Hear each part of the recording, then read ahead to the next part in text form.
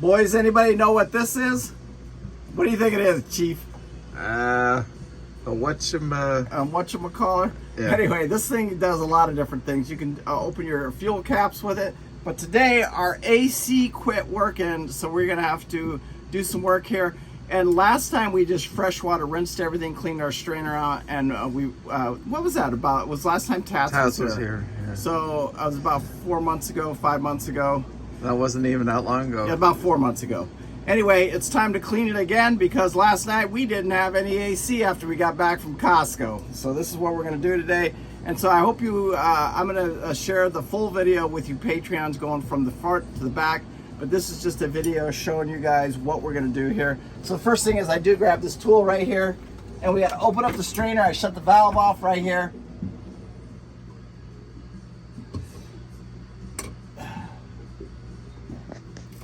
And that's all that tool does right there. And now this is off.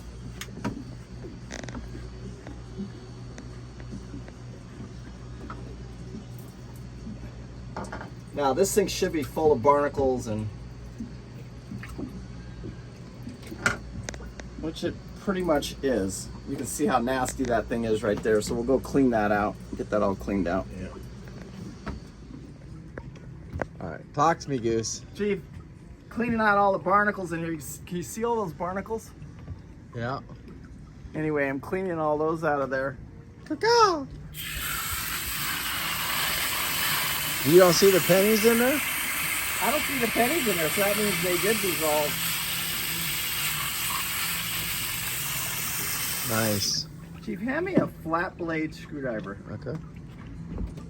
Okay, so I got the Chief putting in the basket back into the thing after we cleaned it right here. And what I'm going to do is go ahead and acid wash the thing out this time. We didn't do that last time. We just rinsed it with fresh water. So that valve's off right here. So we're going to have to jump in the engine room, shut the valve off going to this filter.